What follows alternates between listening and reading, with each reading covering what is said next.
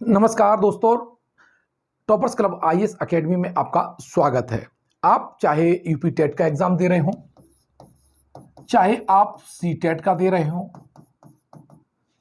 चाहे आप S TET का एग्जाम दे रहे हो, या आप हिंदी की जो पीजीटी है या टीजीटी किसी का भी एग्जाम दे रहे हो, या यूपी ट्रिपल एससी जिसका अब जो पैट एग्जाम होगा, ठीक है, इन सभी में हिंदी में एक टॉपिक है, एक सिलेबस का पाठ्यक्रम का एक हिस्सा है समास। और ऐसा हो ही नहीं सकता कि इससे क्वेश्चन पूछा ही न जाए। समास इतना महत्वपूर्ण है, सारे एग्जाम में ये पूछा जाता है, ठीक है, सिवाय समीक्षा अधिकारी को छोड़ करके, ठीक है। जहां हिंदी सब्जेक्ट होगा, चाहे आपका बीएड भी हो, बीएड की भी क्लास होती है, उसमें भी समास शामिल होता है। आज हम समास के प्रकार पढ़ेंगे, समास शब्द का अर्थ इसमें इस वीडियो में देखेंगे, साथ ही इसमें समास शब्द का निर्माण किस धातु से हुआ है, किस प्रत्यय से हुआ है और किस उपसर्ग से हुआ है, ये हम डिटेल में इसको अध्ययन करेंगे, ठीक है। सबसे पहले हम समास शब्द की उत्पत्ति समझ लेते हैं। समास है क्या है? जो समास शब्द है वो बना किससे है? इसलिए बना है सम प्लस आपका अस जो इसमें धातु है और प्लस घई प्रत्यय है। ध्यान रखिए, समास जो शब्द की जो पूरी उत्पत्ति, मूल उत्पत्ति बता रहा हूं, जिसमें उपसर्ग कौन से होते हैं?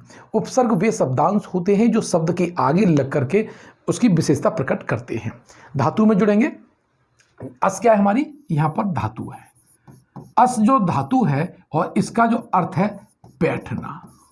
क्या है? बैठना। घई हमारा यहां पर क्या है? प्रत्यय है, पूछ लेता है। और सम क्या है? हमारा उपसर्ग है, ठीक है। इसका अर्थ यहां पर समीप के अर्थ में इसका यूज हुआ है, ठीक है। तो ये क्वेश्चन पूछा गया था कि समास शब्द में प्रत्यय कौन सा है, ये भी पूछा गया। तब बताएंगे घई। धातु कौन सी है? तब बताएंगे अस। और जब पूछे उपसर्ग कौन सा है, तब बताएंगे हम सम उपसर्ग है। इस तरह से इस शब्द की उत्पत्ति है। यानी दो शब्द आपस में जो मिल जाते हैं वो प्रक्रिया समासीकरण कहलाती है। और जब मिल जाते हैं तो एक नवीन शब्द की उत्पत्ति होती है, उसे हम समास कहते हैं, सामासिक शब्द कहते हैं, ठीक है ना। तो क्या बताया? समास क्या है? समास वह प्रक्रिया है। क्या है? वह प्रक्रिया है जिसमें दो पद आपस में मिलकर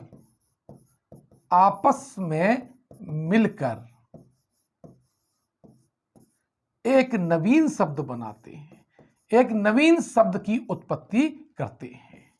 क्या कहें? एक नवीन शब्द की क्या करते हैं?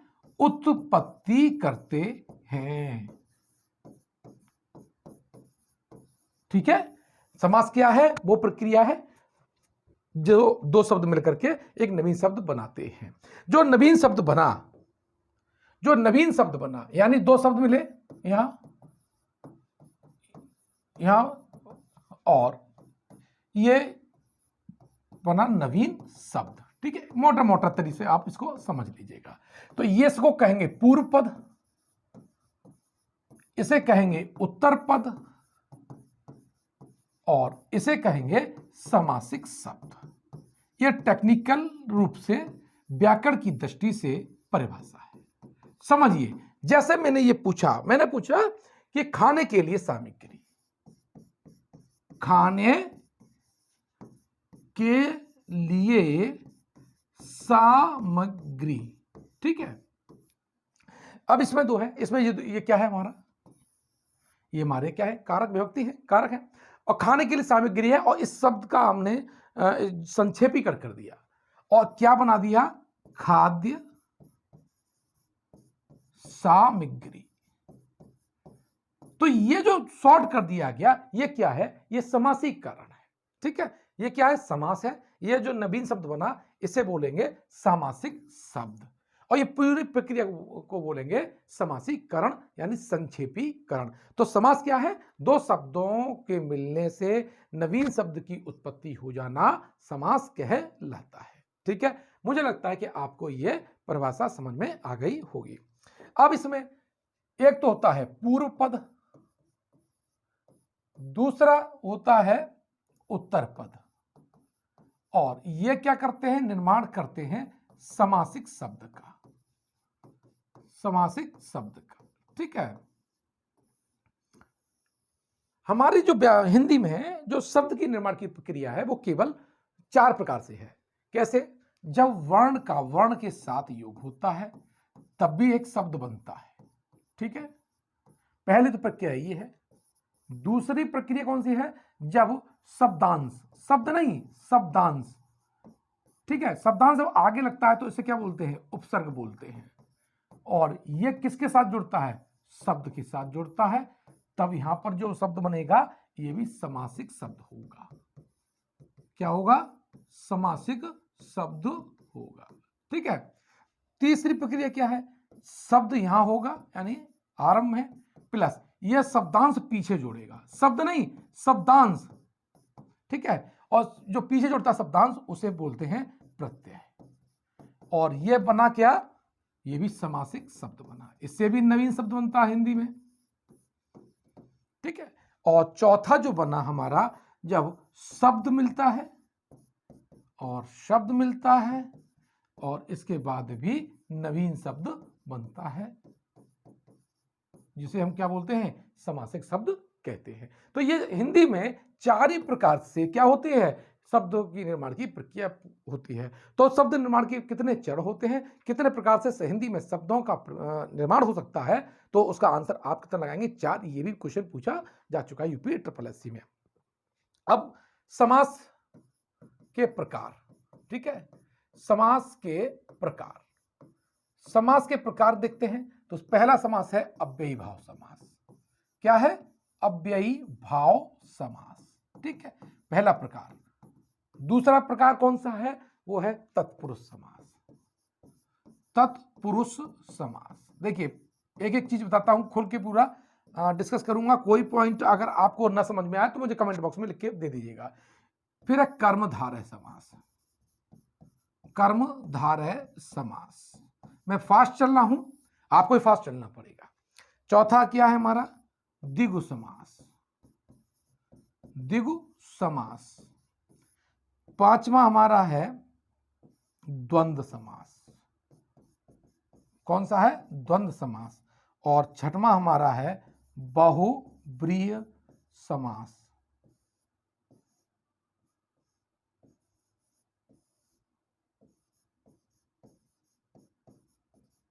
क्या है? बहुब्रीहि समास में।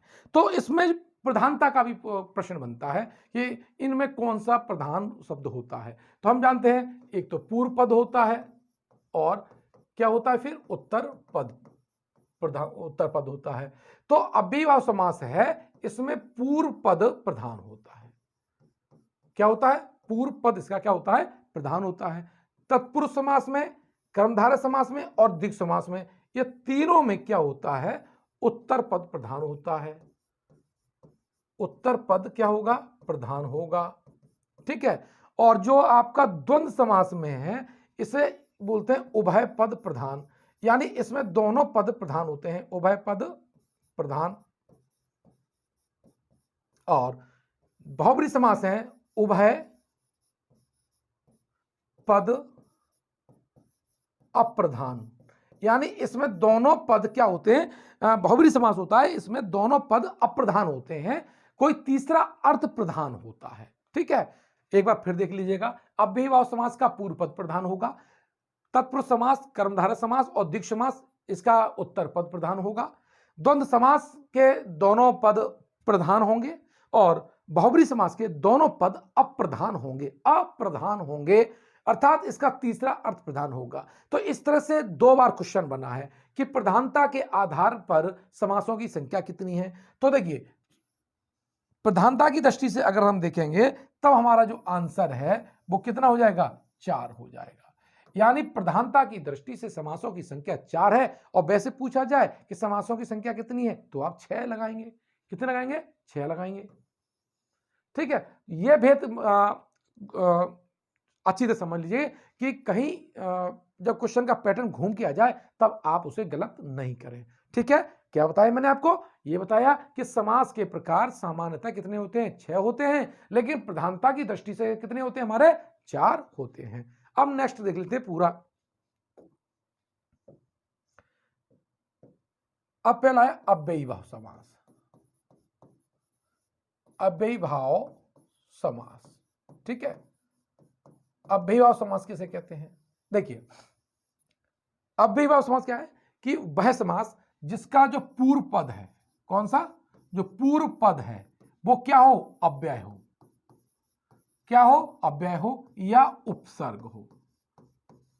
ठीक है, और उत्तर जो पद होगा वो क्या होगा? हमेशा संज्ञा होगी। क्या होगी? संज्ञा होगी। यानी जिसका पूर्व पद क्या हो? पूर्व पद क्या हो? अव्यय या उपसर्ग हो।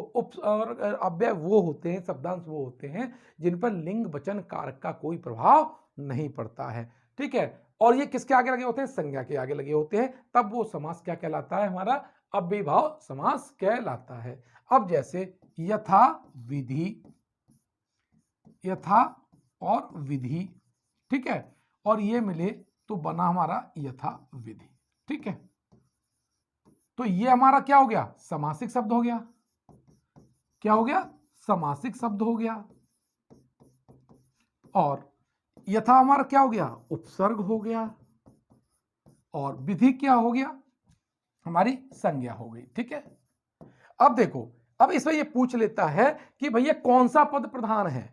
कौन सा पद प्रधान है? तो इसमें कौन सा पद प्रधान होगा? यथाविधि में, यथाविधि में कौन सा पद प्रधान होगा? आपका यथा, यानी पूर्व पद यहां पर क्या है? यथा है, तो यह प्रधानता है। तो पूछ लेगा, ऐसे ही पूछ सकता है कि यथाविधि में कौन सा समास है? तो यथाविधि का समास तो अव्ययीभाव समास है। फिर ये पूछ सकता है यथाविधि में कौन सा पद प्रधान है, और उसका दे दे यथा। ठीक है, तो आप इस तरह से आपको मालूम होना चाहिए कि कौन सा पद कहां पर प्रधान होता है। देखते हैं अव्ययीभाव समास के नए और उदाहरण। ठीक है, उसमें सबसे पहले उदाहरण देख लेते हैं अनुकूल। ठीक है, अनुकूल में कौन सा समास है? अनुकूल में देखो, अनु क्या है? हमारा उपसर्ग है, प्लस ये बनेगा, तो यहां पर अनु की क्या हो जाएगी? प्रधानता हो जाएगी। क्या हो जाएगी? प्रधानता हो जाएगी। और यहां समास कौन सा हो जाएगा? अव्ययीभाव समास हो जाएगा। ठीक है, उसी प्रकार आप उदाहरण देख लिए और देख सकते हैं, बेकसूर, भरपेट। भरपेट, तो आपने देख रहे होंगे कि बेकसूर है, तो बेकसूर में क्या है? बे, जो बे है ये उर्दू उपसर्ग है, और ये किसके साथ जुड़ा है? कसूर के साथ जुड़ा हुआ है, तो यहां पर कौन समास हो गया? अव्ययीभाव समास हो गया। भरपेट में क्या है? भर प्लस पेट, यहां भर भी क्या? उपसर्ग है, तो इसका मतलब क्या है कि ये अभी कौन सा समास हो गया? अव्ययीभाव समास हो जाएगा।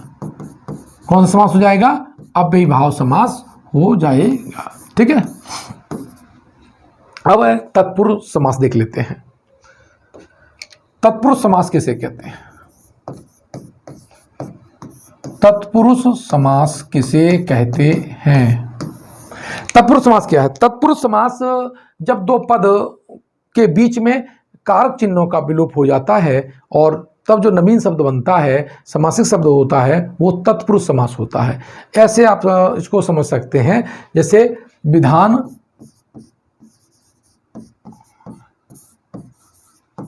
के लिए सभा। ठीक है, विधान के लिए सभा, तो हम क्या बोलते हैं इसे? विधान सभा।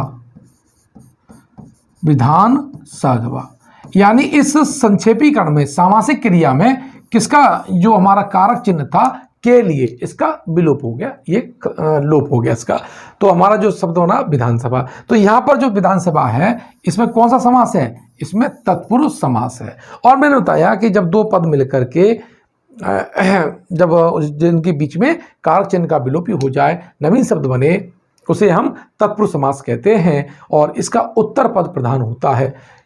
इसमें क्या होता है? उत्तर पद प्रधान होता है। तो मुझे बताइए कि इसमें कौन सा पद जो होगा प्रधान? तो यहां पर सभा क्या होगा? जो सभा है वो क्या होगा? प्रधान होगा। ठीक है, क्योंकि उत्तर पद तो यह हुआ, ये पूर्व पद होता है। ये क्या है? ये पूर्व पद है, और सभा क्या है? हमारा उत्तर पद है, यानी बाद वाला पद है। और इसमें कौन सा प्रधान होगा? ठीक है, ये भी पूछ सकता है कि विधानसभा में अप्रधान कौन सा है? तो ये पूर्व पद क्या हो जाएगा? अप्रधान हो जाएगा। क्या हो जाएगा? अप्रधान हो जाएगा। ठीक है, तो इस तरह से आपने समझा होगा कि जब दो पद के बीच में कारक चिन्हों का विलोपीकरण हो जाता है, वहां पर तत्पुरुष समास बनता है। ठीक है, अब इसके तत्पुरुष समास के भेद देख लेते हैं। तो उसके लिए आपको कारक चिन्ह याद होने चाहिए। आप जानते हैं कारक क्या है? कर्ता ने कर्म को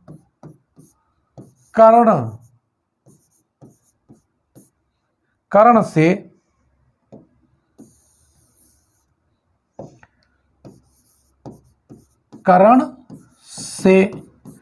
संप्रदान के लिए इसका विभक्ति चिन्ह क्या है? के लिए। ठीक है, यानी कर्ता ने कर्म को करण से संप्रदान के लिए, अपादान से। अब यहां पर दो बार से हो गया। ठीक है, ये अलग होने के अर्थ में और ये प्लस होने यानी जुड़ने के अर्थ में। मैं फिर डिटेल में बताऊंगा आपको। अपादान से फिर क्या है? संबंध। संबंध में है का, की, के, रा, री, रे और नानी ने भी है। ना, नी, ने। और उसके बाद है अधिकरण।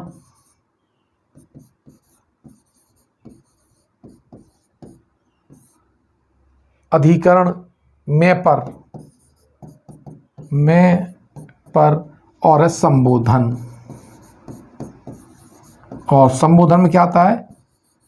हे, ओ, अरे। ठीक है, लेकिन एक बात महत्वपूर्ण यह है कि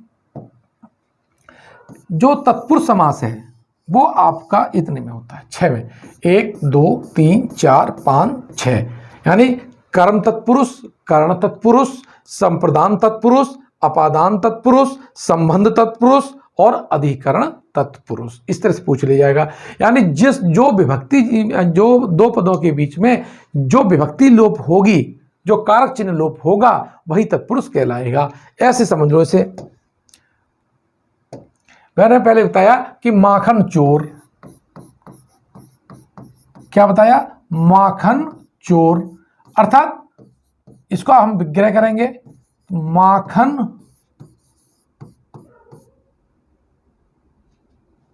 को चुराने वाला। ठीक है, यही तो है।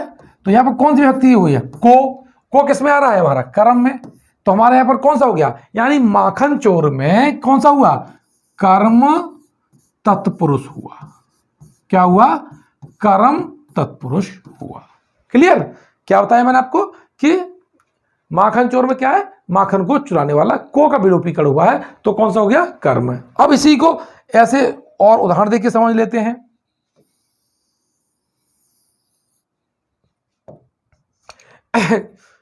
रस भरी, ठीक है, इसका विग्रह करें तो क्या आएगा?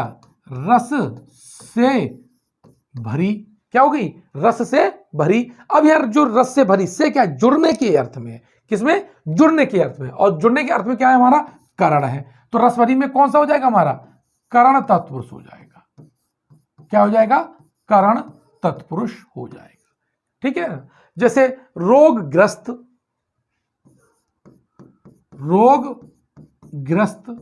अब रोगग्रस्त में क्या होगा? रोग से ग्रस्त, यानी यहां पर भी से है, ये जोड़ने के अर्थ में है, रोग जुड़ा हुआ है, तो यहां भी कौन सा होगा? यहां पर भी आपका करण तत्पुरुष हो जाएगा। अब नेक्स्ट इसके और उदाहरण देख लेते हैं।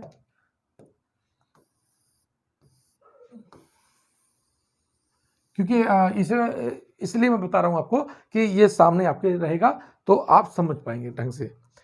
अब आया कौन सा, जैसे देशभक्ति, देशभक्ति, ठीक है। अब देशभक्ति को हम तोड़ें तो कैसे होगा, देश के लिए भक्ति, देश के लिए भक्ति। तो अब यहां पर के लिए आया है और के लिए किस में है, संप्रदान में है, ठीक है। तो यहां पर तत्पुरुष तो होगा, लेकिन कौन सा होगा तत्पुरुष, संप्रदान तत्पुरुष होगा। यहां पर कौन सा तत्पुरुष होगा, संप्रदान तत्पुरुष होगा। अब आया, जैसे मैंने कहा कि धनहीन, धनहीन को हम तोड़ें तो क्या होगा, धन से हीन, ठीक है, धन से हीन। अब धन क्या है, अलग हो रहा है, तो से तो है, तो देखिए कारण में क्या होता है, जुड़ने के अर्थ में है, और यहां अलग होने के अर्थ में है। तो धनहीन में कौन सा समास होगा, धनहीन में आपका अलग होने के अर्थ में कौन सा होता है, अपादान होता है। तो यहां पर कौन सा होगा, धनहीन में अपादान तत्पुरुष होगा, यानी अलग होने के अर्थ में है, इसीलिए यहां कौन सा होगा, अपादान तत्पुरुष होगा। इतना मुझे लगता है आप समझे होंगे। अभी मोटा मोटा समझ लीजिए, उसके बाद में बहुत से उदाहरण, जो हमारा स्पेशल एक वीडियो बनेगा सभी समास को लेकर के, जो पूर्व परीक्षाओं में समास पूछे गए हैं, उसमें बहुत सी हम प्रैक्टिस कराएंगे, ठीक है। अब देख लेते हैं यहां पर नेक्स्ट क्या है हमारा,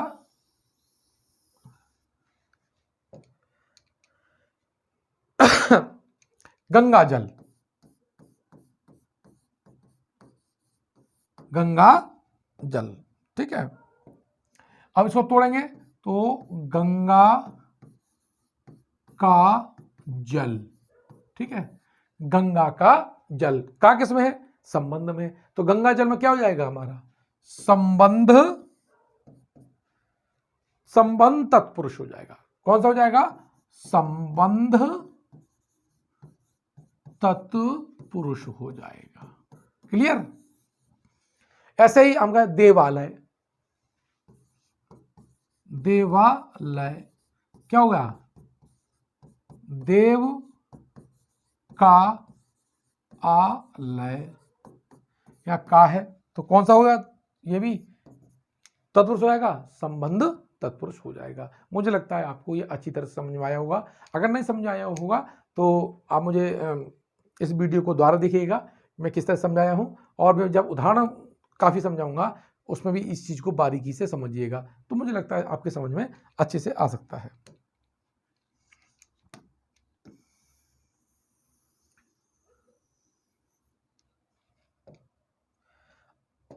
अब नेक्स्ट क्या हमारा नरसिंह, नरसिंह यानी नर में सिंह। अब मैं किस में आता है हमारा, अधिकरण में। किस में आता है, मैं चिन्ह किस में आता है, अधिकरण में आता है। तो अब यहां कौन सा हो जाएगा, यहां हो जाएगा अधिकरण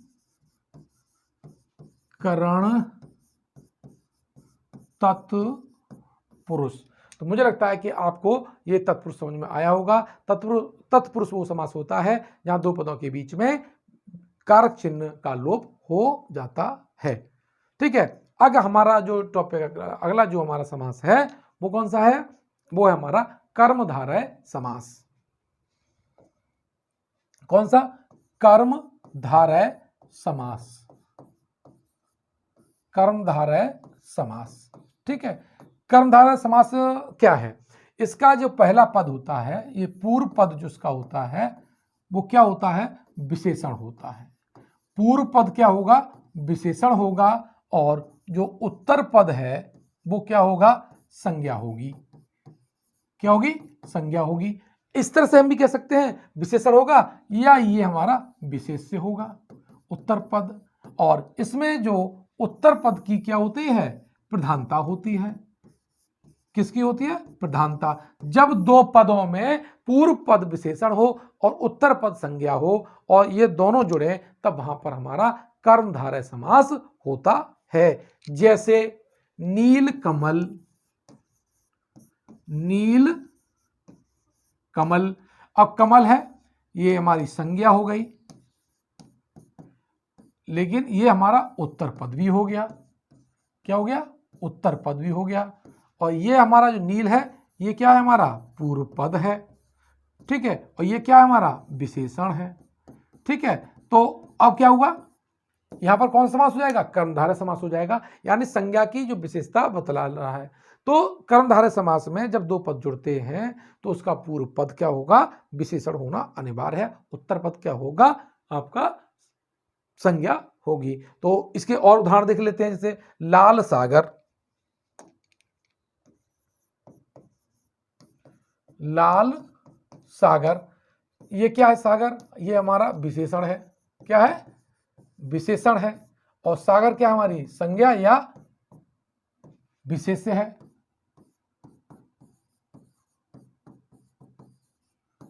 क्या हमारा विशेष्य है। तो इस तरह से हमने बताया कर्मधारय समास किसे कहते हैं। कर्मधारय समास में उत्तर पद प्रधान होता है, पहला पद क्या होता है? विशेषण होता है। ठीक है, नेक्स्ट देखते हैं हमारा, वो है द्विगु समास।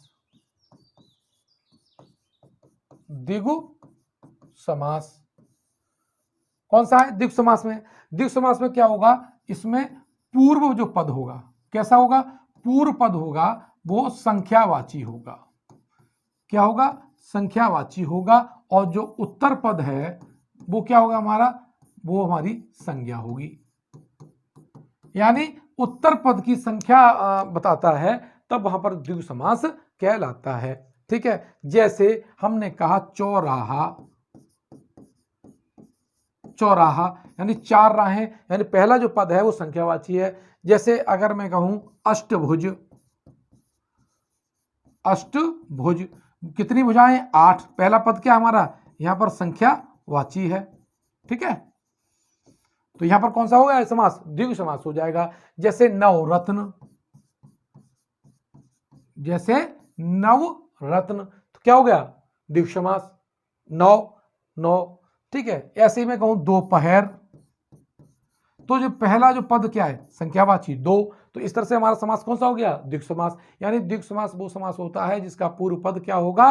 वो संख्यावाची होगा, दूसरा पद संज्ञा होगा, और दूसरा जो पद है, उत्तर जो पद है, वो क्या होगा? प्रधान होगा। वहां पर कौन सा समास होता है? वहां पर हमारा द्विगु समास होता है। अर्थात जिसका पहला पद यानी पूर्व पद संख्यावाची हो, उत्तर पद संज्ञा हो और उत्तर पद की प्रधानता हो, वहां पर द्विगु समास होता है। अगला आप देखते हैं बहुब्रीहि समास।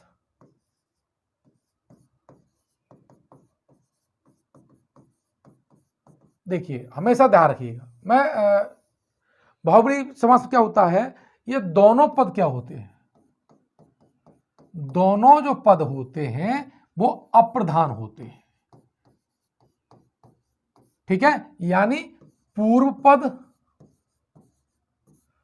प्लस उत्तर पद, ये कैसे होंगे? ये दोनों के दोनों कैसे होंगे? ये अप्रधान होंगे। और इसका तीसरा अर्थ होता है, जो तीसरा अर्थ होता है जो वो क्या होता है? वो प्रधान होता है। ठीक है, तो जैसे मैं कहूं नीलकंठ, नीलकंठ। ठीक है, तो नीलकंठ किससे कहते हैं? नीलकंठ कहते हैं, किसका नाम है? यानी नीलकंठ जिसका नीला कंठ हो, अर्थात शिव। ठीक है, तो यहां पर जो भाव नया शब्द आया वो है शिव का। तो यहां नीलकंठ में कौन सा समास हो गया? बहुब्रीहि समास हो गया। यानी दो पद मिलकर के जब तीसरे अर्थ प्रकट करें, वहां पर हमारा बहुब्रीहि समास होता है। यानी यहां पर नील और कंठ दोनों अप्रधान हैं और इसका तीसरा जो अर्थ है शिव, वो प्रधान है। इसलिए यहां पर क्या होगा? बहुब्रीहि समास होगा। बहुब्रीहि समास में दोनों पद अप्रधान रहते हैं, तीसरा पद प्रधान रहता है। ठीक है, अब देख लीजिए बहुब्रीहि समास को पहचाने कैसे? बड़ा कंफ्यूजन हो जाता है। बहुब्रीहि समास में क्या होता है? देखिए हमेशा ध्यान रखना, अगर कोई शब्द है, ठीक है, क्योंकि बहुब्रीहि समास में पहला पद संख्यावाची भी हो सकता है और पहला पद हमारा विशेषण भी हो सकता है। तो जब भी ऐसा क्वेश्चन लगे तो आपको तुरंत अपने आप से क्वेश्चन करना है, यानी अर्थात का क्वेश्चन। जैसे नीलकंठ, ठीक है, नीलकंठ, तो नील तो आपका विशेषण है, तो मन में ये हो सकता था ना कि ये कर्मधारय है। कर्मधारय समास में पहला पद क्या होता है? हमारा विशेषण होता है। या मैं ये कहूं कि दशानन, यानी दशानन मतलब है जिसके 10 सिर हों, ठीक है, 10 सिरों वाला